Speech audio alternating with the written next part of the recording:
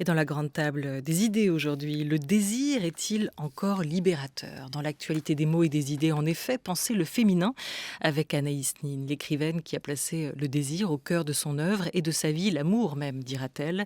La femme libre et amoureuse qui a tenu toute sa vie un journal pour se comprendre et s'échapper. Anaïs Nin au l'art de la transgression, mariée mais aussi amante d'Henri Miller et de son épouse June, sans oublier l'inceste consenti avec son père, celle qui n'avait que faire de la morale bourgeoise, a élevé le mensonge au rang de genre littéraire à part entière ou encore d'art de vivre. Dans l'ombre d'Anaïs Nin, ou sa clarté, interrogeons ce midi notre rapport au désir avec nos deux invités. Léonie Bischoff, tout d'abord, bonjour à vous. Bonjour. Vous êtes scénariste et dessinatrice de bande dessinée, membre du collectif des créatrices de bande dessinée contre le sexisme. Vous publiez en cette rentrée un magnifique roman graphique, Anaïs Nin sur la mer des mensonges. C'est chez Casterman. Sa quête d'écriture, mais aussi sa relation tendre et insatisfaisante à sa manière avec son mari banquier Hugo, l'influence de son cousin, sa rencontre avec le poète Henri Miller et sa femme June, les retrouvailles avec son père. Tout cela, vous l'avez croqué dans ce roman bande dessinée qui paraît donc chez Casterman. À vos côtés, Agnès Dessart, bonjour. Bonjour. Romancière et traductrice.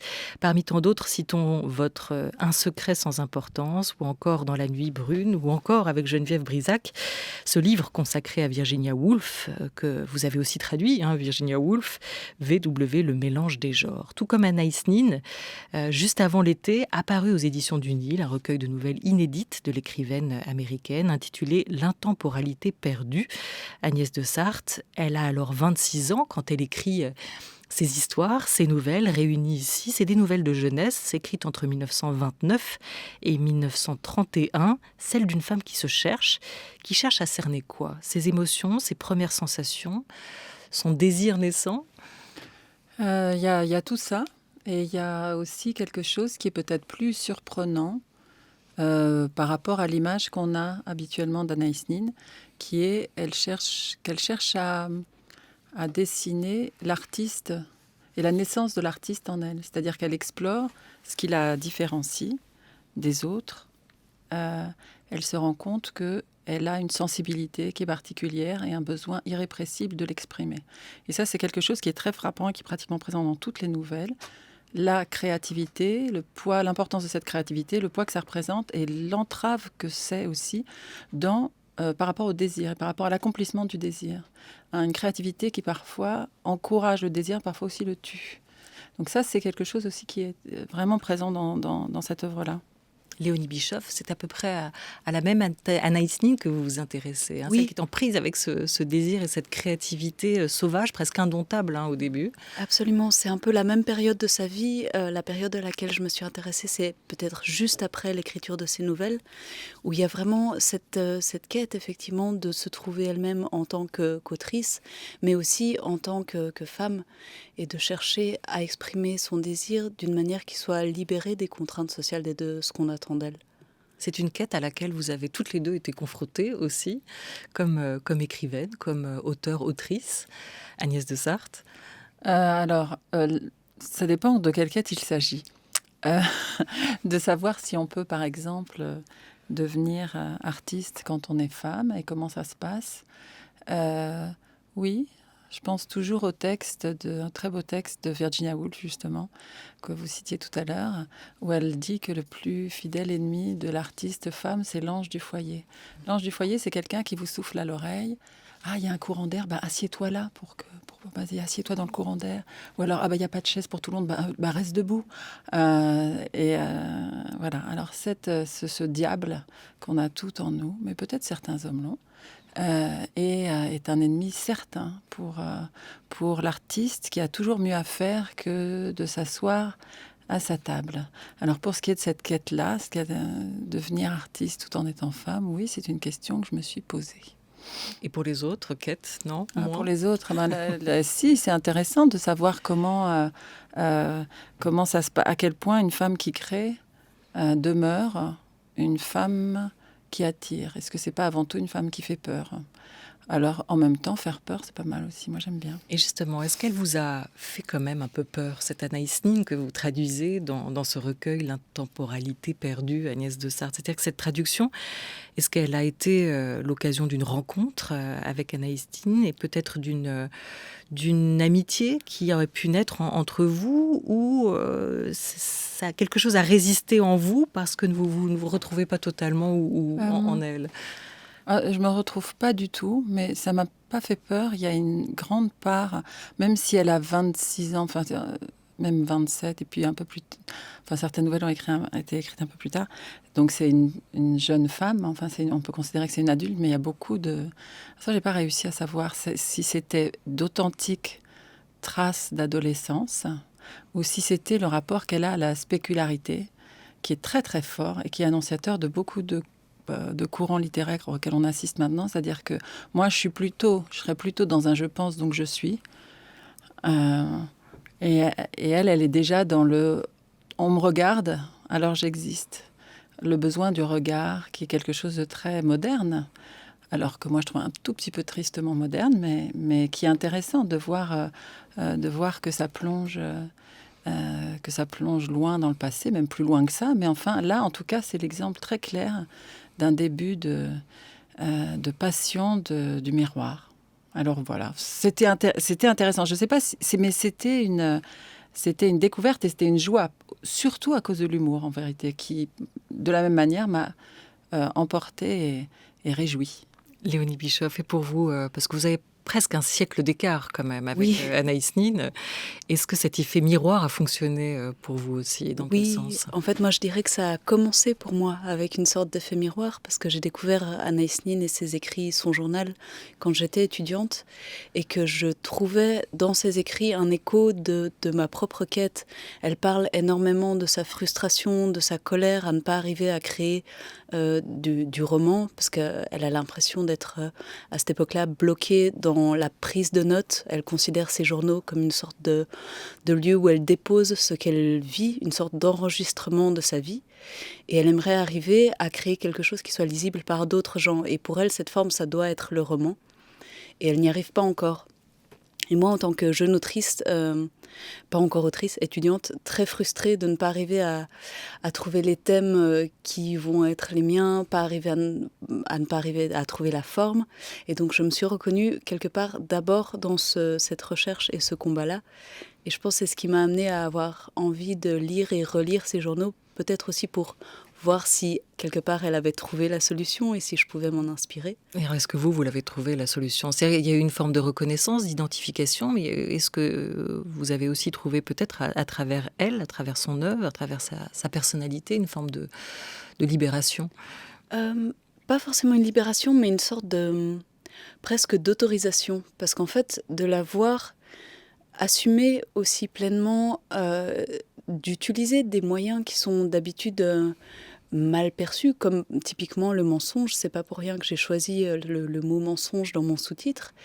Elle en fait une arme, elle en fait un outil, elle s'approprie cette façon de vivre parce que l'époque dans laquelle elle vit ne lui donne pas d'autre choix pour pouvoir vivre l'immensité de ses désirs, de la passion qui brûle en elle.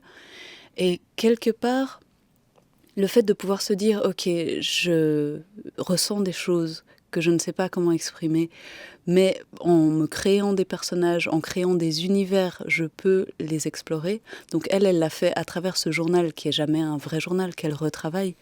Et moi, je le fais en parlant de personnages qui ne sont pas moi, mais à travers lesquels j'explore des thèmes qui me touchent personnellement.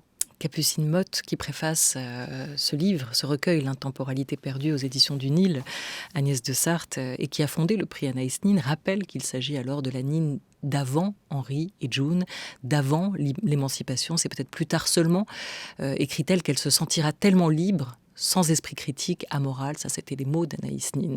Alors pourquoi un journal? Anaïs Nin revient sur sa genèse et la place qu'il a pris dans sa vie. C'était en 1969, à l'occasion d'un entretien radiophonique. J'ai commencé à l'âge de 11 ans, quand j'ai su qu'à cause de la séparation de mes parents, ma mère nous amenait en Amérique. Je craignais naturellement la perte de mon père, de l'Europe, et pour qu'il vienne nous voir en Amérique, le journal était vraiment un journal de voyage. J'allais faire des descriptions de l'Amérique pour qu'il vienne nous voir. Mais ma mère m'a pas laissé lui envoyer. Alors ça changeait un peu de caractère. D'être une lettre pour mon père, c'est devenu un peu un refuge dans une nouvelle vie, dans un pays où je ne connaissais pas la langue.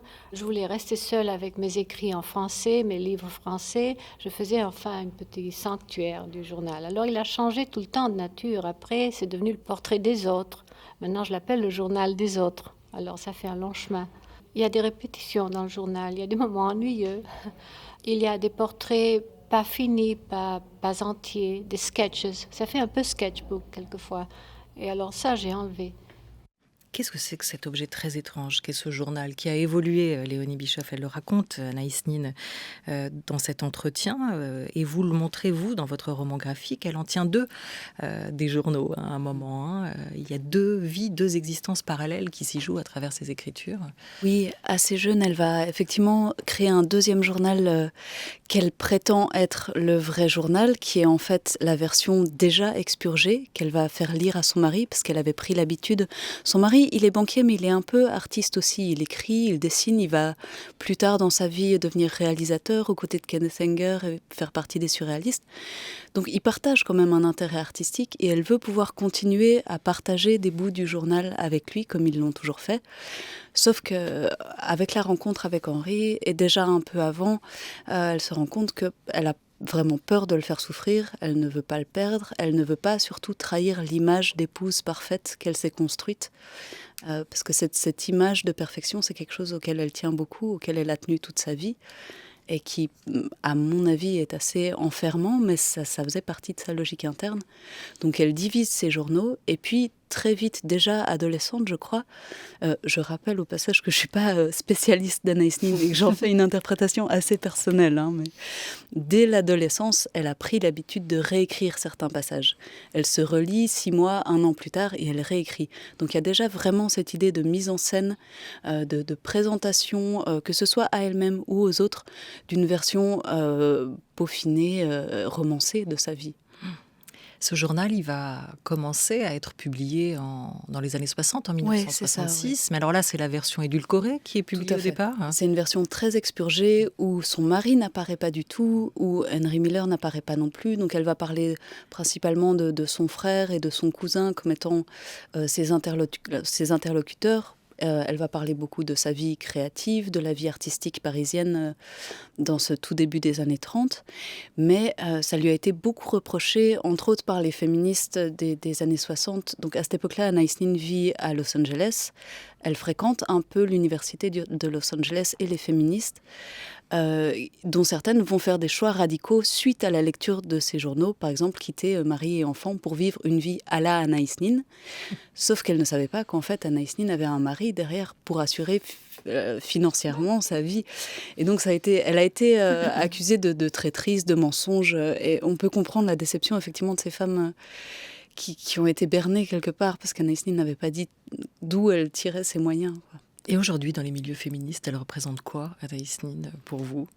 De nouveau, je peux donner que mon interprétation, mais j'ai l'impression qu'avec la quatrième vague du féminisme qu'on est en train de vivre maintenant, qui est beaucoup plus sex-positive, qui reconnaît plus un droit à l'autodétermination et pas forcément juste un rejet de la féminité classique comme étant la solution à tout, Anaïs Nin a en fait une place, je pense, tout à fait inspirante aujourd'hui, dans le sens où c'est quelqu'un qui ne se revendiquait pas comme féministe, qui n'était pas militante, mais qui, à travers ses actes et ses prises de décision dans son quotidien, en fait, l'était, parce qu'elle cherchait simplement à vivre sa vie selon son cœur et pas selon les dictates de la société.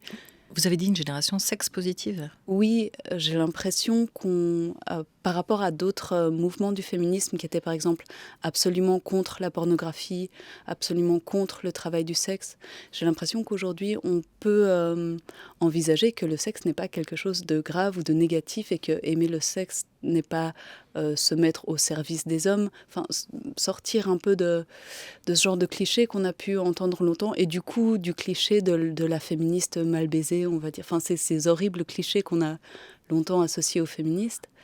J'ai l'impression que maintenant, en particulier aux États-Unis, mais dans les pays francophones aussi, on voit un féminisme qui est plus dans la joie de vivre quelque part, avec toute la colère qu'il comporte. Et c'est là où la notion d'érotisme tel qu'il a été défini par Audre Lorde, l'érotisme en tant que pouvoir, en tant que force vitale, prend tout son sens. Et je pense que ça, c'est quelque chose qu'Anaïs mettait en action sans l'avoir formulé comme ça. Une réhabilitation du désir et du sexe, notamment Oui. peut-être dans la possibilité de le mener tel qu'on l'entend pour les femmes. Léonie Bischoff, elle a quelle place, Agnès de Sarthe, Anaïs Nin, dans votre bibliothèque féministe? Est-ce qu'elle en avait une déjà auparavant? Ou est-ce qu'elle est en train, est-ce que vous pensez, un peu comme Léonie Bischoff, qu'elle est en train d'être réhabilitée d'une certaine manière aujourd'hui? Est-ce qu'elle peut figurer à côté d'une Simone de Beauvoir? C'est tellement différent. C'est un parcours, son parcours, c'est un parcours très individuel et très individualiste. Et en cela, elle n'est pas une penseuse, elle n'est pas une théoricienne, et je crois pas non plus, et je crois que c'est assez joli l'histoire que raconte Léonie sur. Elle a pas écrit des livres qui aident à vivre pour comment faire pour être une femme libérée, comment ça s'appelle ces livres là de je sais plus qui se vendent beaucoup. Ouais, voilà, elle n'écrit pas du développement personnel. Et ce serait vraiment un énorme malentendu de penser qu'elle fait ça. Mais je trouve ça assez drôle parce que comme c'est les livres qui se vendent le mieux maintenant, tout le monde pense que c'est ça qu'il faut faire, mais c'est pas la bonne case, parce que il y a aussi quelque chose qui moi m'apparaît et qui, selon mon féminisme à moi, qui peut être de la 3e ou de la 2e vague, voire même de la vague -1, j'en sais rien, je saurais pas trop où me situer, son parcours, qui est un parcours où elle traverse la vie à gué en supposant que les rochers sur lesquels elle s'appuie, ce sont des hommes. Et parfois des femmes. Mais enfin, c'est ce qui lui permet de traverser la vie. Et pour moi, elle est extrêmement soumise à cette loi et et comme si elle n'était pas complètement autonome. Pour moi, il y a quelque chose, mais je trouve qu'il y a cette tension qui existe à l'intérieur des nouvelles tout le temps. Et c'est aussi très présent dans votre travail, Léonie, ces deux courants, c'est-à-dire être à la fois pas autonome, avoir toujours besoin d'un homme, et dès qu'elle voit un homme, se dire « est-ce que je lui plais ?» Bon, alors moi, je trouve pas que ce soit extraordinairement libéré comme attitude, et je trouve ça plutôt... Je le juge pas, enfin, c'est une attitude. Bon, alors il y a à la fois cette Anaïs Nin-là, qui traverse la vie à gué en s'appuyant, en marchant, chaque pas doit s'appuyer sur un monsieur, et puis il y a l'autre, qui est l'artiste, qui, elle, est d'une puissance extraordinaire. C'est très présent dans une nouvelle qui s'appelle « Fiancée par l'esprit », dans laquelle elle vit une sorte d'histoire d'amour impossible avec un homme, artiste, lui aussi poète, qui lui reproche d'être incapable de se soumettre. Et il lui dit « tant que tu ne seras pas soumise, tant que je ne pourrai pas te piétiner, je ne pourrai pas t'aimer ». Et elle met ça en scène de manière extrêmement lumineuse, drôle et puissante. Et là, on a l'impression que c'est une personnalité, un projet complètement différent. C'est pour ça que pour moi, c'est plutôt sa manière d'être une artiste et de concevoir ce que c'est que la créativité, qui là peut être inspirant dans un féminisme 3, 2, 1, 1000, mais dans sa vie personnelle. Et je crois que là, il y a peut-être un petit malentendu où ça frotte. Et c'est ça d'ailleurs qui fait que c'est intéressant. Moi, j'ai l'impression qu'on est encore dans quelque chose d'extrêmement archaïque, qu'elle revendique d'ailleurs, puisqu'elle dit, je crois que Capucine Motte la cite, toutes les femmes aiment être traitées comme des putains. C'est pas hyper féministe, je sais pas. Mais c'est ça qui est très ambigu, hein, et on se demande, et vous le racontez, comment elle a réussi à faire, à concilier ou à réconcilier en elle ces deux courants, à travers à la fois sa personnalité, sa vie de femme, et celle d'auteur, autrice, sa créativité, ce double jeu aussi entre la vérité et le mensonge que vous avez abordé, Léonie Bischoff, et qu'on retrouve dans ce journal. Alors, est-ce qu'elle vivait en permanence, est-ce que cette tension a même été fondatrice pour elle, ou est-ce qu'elle est parvenue à réconcilier ces deux facettes à un moment? Est-ce que ça fait sens pour vous aujourd'hui, Léonie Bischoff?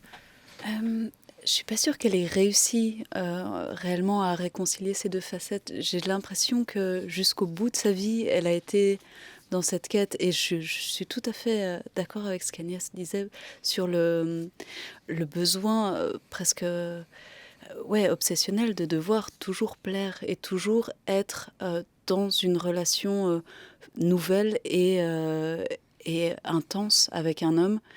Et effectivement, là-dessus, il y a une sorte de besoin qu'elle n'a jamais réussi à assouvir ou au-delà duquel elle n'a jamais réussi à aller. Et est-ce que ça nourrit sa créativité ou est-ce qu'au contraire, ça l'en coupe? Ça, je sais pas, j'ai l'impression c'est indissociable. Elle est ambiguë sur plein de choses. C'est aussi ce que j'aimais dans ce personnage, c'est que rien n'est jamais très clair et elle va se contredire souvent. Parfois, elle dit des choses avec un humour un peu pince sans rire. C'est ce que j'ai beaucoup aimé dans les nouvelles aussi. Cet humour ressort particulièrement dans ces nouvelles de jeunesse. Et c'est pas quelque chose pour laquelle elle est connue. On la considère. Elle est pas très.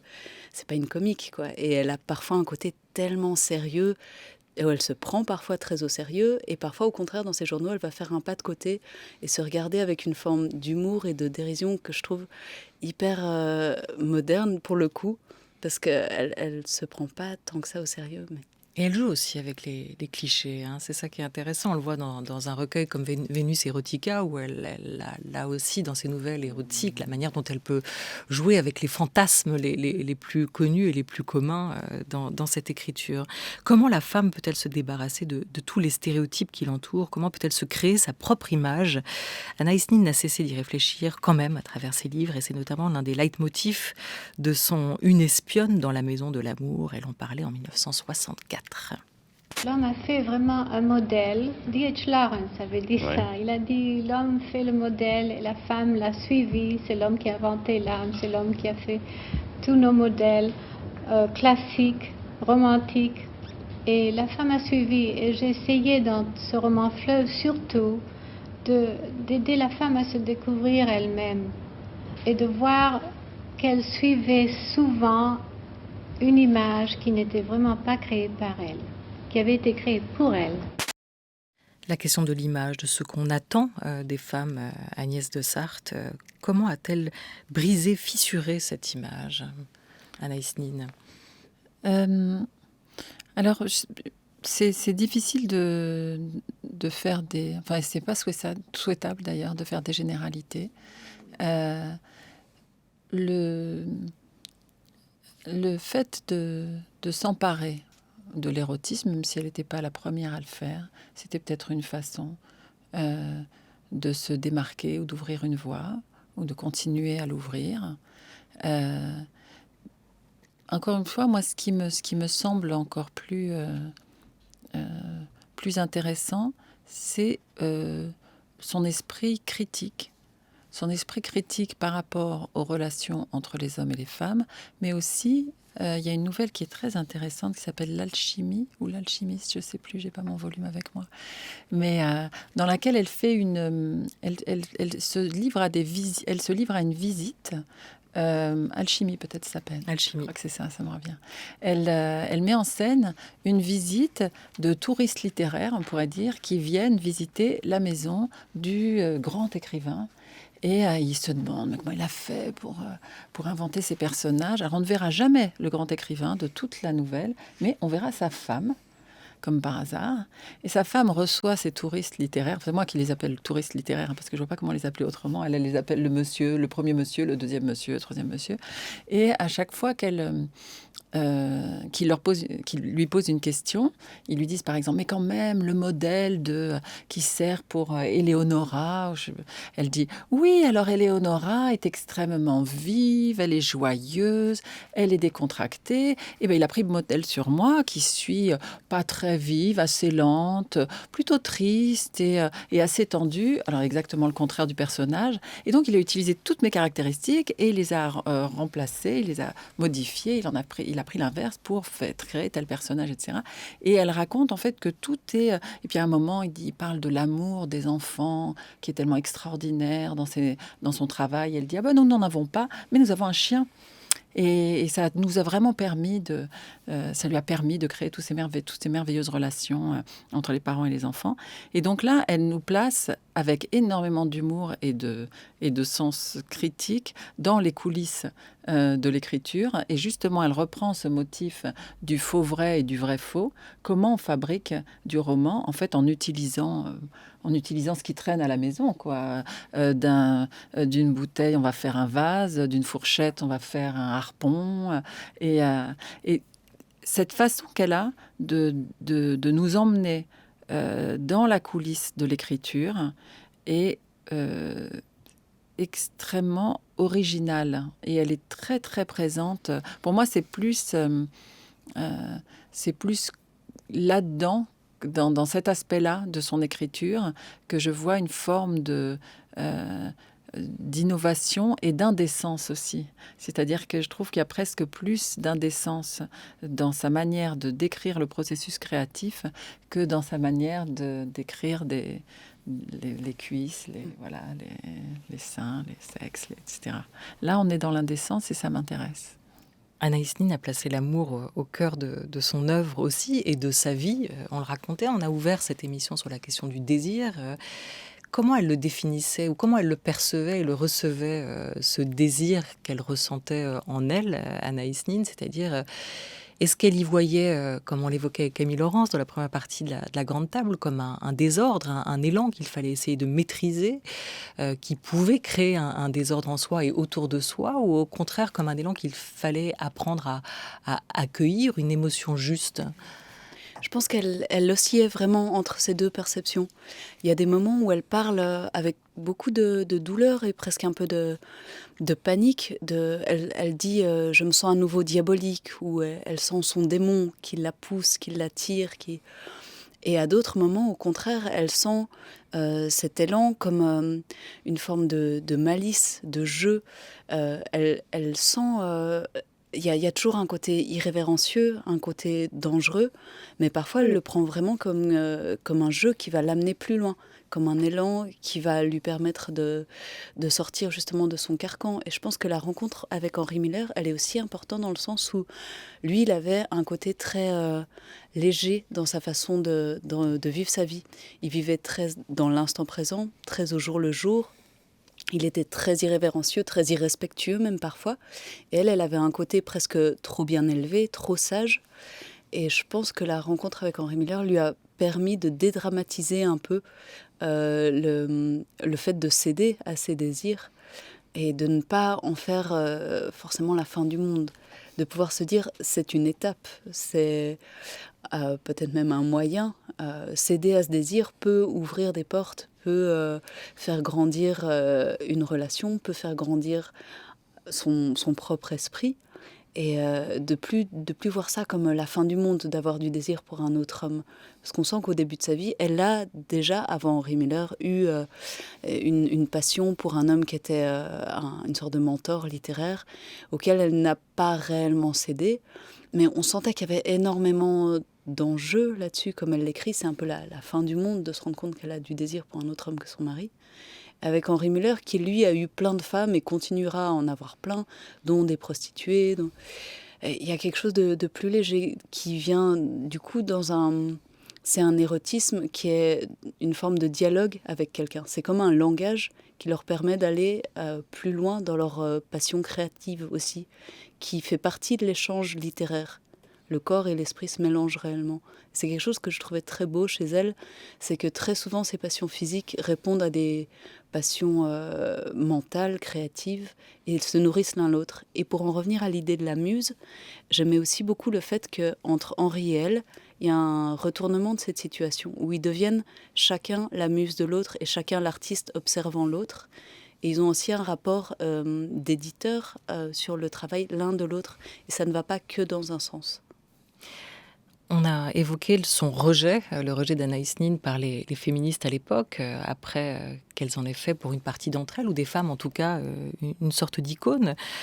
Cet été encore, la polémique a repris entre féministes, et notamment à travers le quotidien Le Monde, après une tribune de Mazarine Pinjot, intitulée « Ce mortel ennui qui me vient », et celle de Belinda Cannon, qui pointe l'une et l'autre, des attitudes vertueuses en ce moment, le retour de la morale. Je me demandais si aujourd'hui, si on publiait ou republiait, invitait les lectrices et les lecteurs à lire ou à relire Anaïs Nin, il faudrait l'accompagner, Agnès de Sarthe, d'un appareil critique pour expliquer sa conception des relations hommes-femmes, de la soumission. Vous citiez cette phrase où elle dit « Les femmes sont toutes des putains ». Est-ce qu'aujourd'hui, il faudrait assortir ces lectures et ces textes d'Anaïs Nin d'un appareil critique pour vous? Faudrait les interdire, comme on interdit tout, je crois. Parce que